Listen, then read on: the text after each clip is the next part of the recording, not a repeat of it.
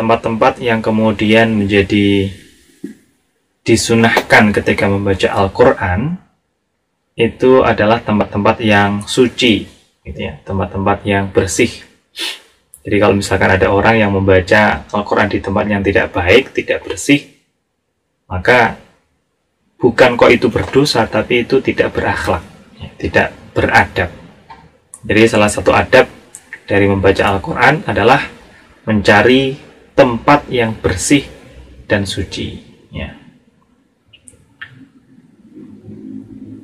Wa amal qira'atu fit tariqi, dan anapun utawi maos Al-Quran, membaca Al-Quran fit tariqi ing dalam dalan. Bagaimanakah kemudian hukumnya membaca Al-Quran di jalan?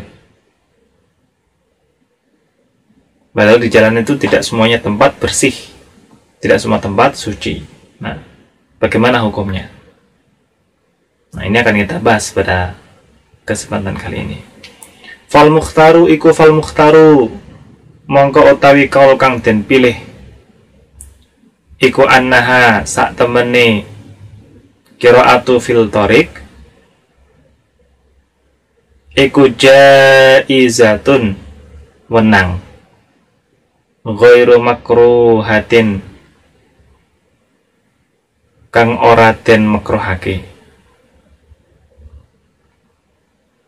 Idza lam yaltah, ing dalam arikalane ora guyon sapa sahibuha wong kang anduweni napa, wong kang anduweni qiraah. Jadi membaca Al-Quran di jalan-jalan, ya, menurut pendapat yang banyak, yang terpilih, yang dipilih oleh para ulama, hal tersebut ini diperbolehkan, ya, tidak dimakruhkan, dengan catatan tidak menyebabkan, ya, orang yang membaca itu nanti sebagai guyonan saja, atau karena orang itu guyon kemudian nanti lalai, ya. Jadi kalau orang membaca Al-Quran di jalan dengan catatan dia tidak menyebabkan terlalainya, ya, orang yang membaca tadi, ya, maka itu hukumnya adalah dibolehkan.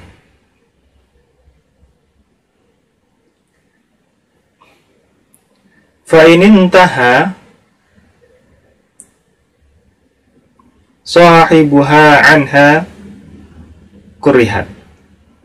Nah, sebaliknya kalau misalkan orang itu membaca Al-Quran di jalan, ya, tapi kok malah menyebabkan si pembaca Al-Quran ini menjadi lalai, maka membaca Al-Quran yang demikian ini, ya, meskipun di jalan yang awalnya ini adalah diperbolehkan, jaiz, maka hukumnya menjadi makruh. Ya, jadi kembali lagi pada orang yang membaca itu tadi, apakah menyebabkan dia lalai, ya, terlalu banyak guyon, ya, terlalu banyak memikirkan hal yang lain, ini kan berbahaya, maka hukumnya nanti menjadi makruh. Kama karoha, kaya oleh was makruhake sopoan Nabi Kanjeng Nabi Muhammad sallallahu alaihi wasallam al-qira'ata ing mas Al-Quran lin na'isi, kedune wong kang ngantuk. Ya, sebagaimana Kanjeng Nabi Muhammad SAW telah memakruhkan membaca Al-Quran bagi orang yang sedang ngantuk. Kenapa? Kenapa kok kemudian orang yang ngantuk, ya, ini dimakruhkan membaca Al-Quran?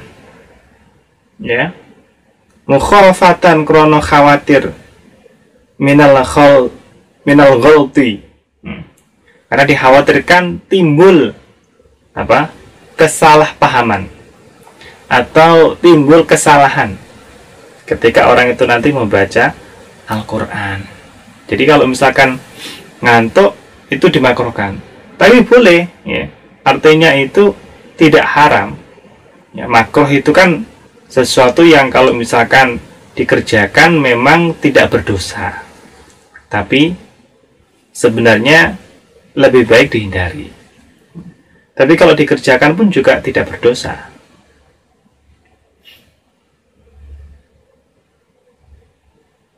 Warawalan was ngriwayatake sapa Ibnu Abi Dawud.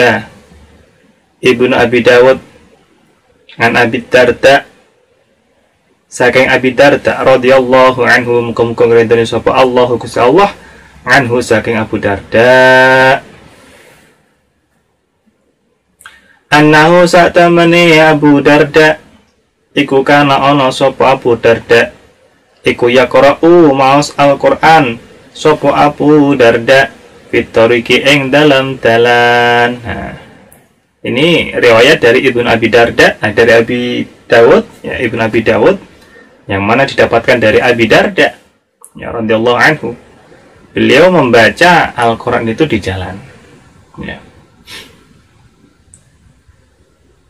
Wa an Umar bin Abdul Aziz, dan saking Umar ibn Abdul Aziz, rahimahullahu ta'ala, rahimahu muga-muga merahmati ing Umar ibn Abdul Aziz sapa Allah Gusti Allah, annahu sak temene Umar ibn Abdul Aziz iku adzanun awih izin, iku adzanun awih izin, ya, fiha ing dalam qiraatul fitariq, ya. Jadi dari Umar bin Abdul Aziz rahimallahu ta'ala, beliau mengizinkan, membolehkan untuk membaca Al-Quran di jalan. Ya, jadi ada yang kemudian mengizinkan, membolehkan. Tapi kaul yang mukhtar memang jaiz, hukumnya boleh. Ya. Qala dawu sapa sinten?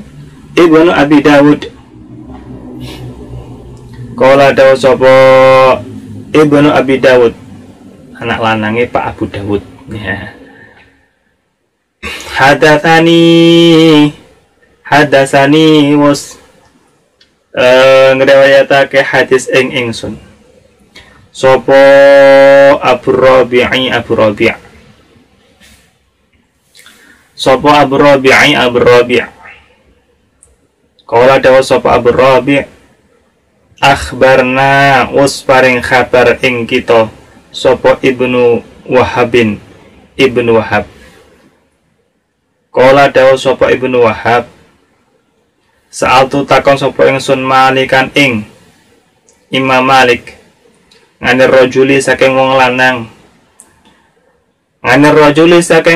yusoli kang salat sapa rajul min akhiril laili saking akhire wengi, fayakhruju maka metu sapa rajul ilal masjidi tumuju maring masjid, wa qad baqiya lan teman-teman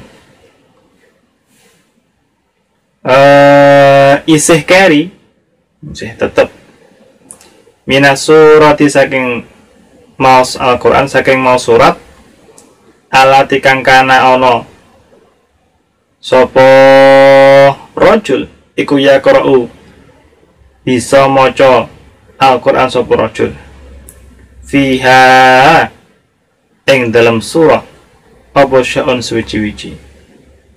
Qala dawu sapa Malik, Imam Malik, ma'alam orang ngerti sapa ingsun al-qiraata ing maos Al-Quran, takunu kang ana apa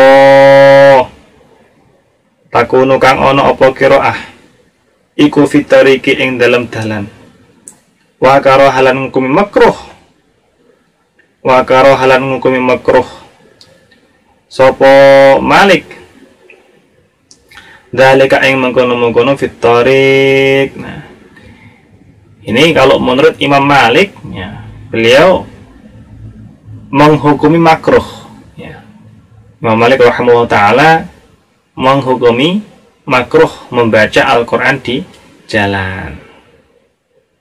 Wahada utawi iki sanad, iki cerita ini tadi, ya, hadasani tadi, iku isnadun sanad sahihun kang sahih ngan Malikin saking Imam Malik rahimahullahu ta'ala, rahimahu muga-muga merahmati ing Imam Malik sapa Allah Gusti Allah taala halimahu sapa Allah. Nah, Jadi kalau orang membaca Al-Quran di jalan, ya, memang ada yang memakruhkan. Tapi ya itu kalau makruh itu berarti menurut Imam Malik. Tapi ada juga yang membolehkan. Ya, ini kalau yang membolehkan ini kaul jumhur, ya, kaul yang dipilih mukhtar. Nah itu diperbolehkan. Tapi ada syaratnya, kan gitu ya. Syaratnya adalah tidak sampai orang yang membaca Al-Quran di jalan itu dia lupa, atau mungkin untuk mainan, untuk guyon, atau untuk apa. Jadi nggak boleh lupa. Jadi dia tetap harus fokus dengan catatan itu. Tapi kalau membaca Al-Quran di jalan, ya, kemudian kok sampai lali, sampai lupa, oh ya ini lagi nyetir ini, gitu ya, dia lupa. Nah, maka kalau sampai lupa, sampai lalai, hukumnya menjadi makruh.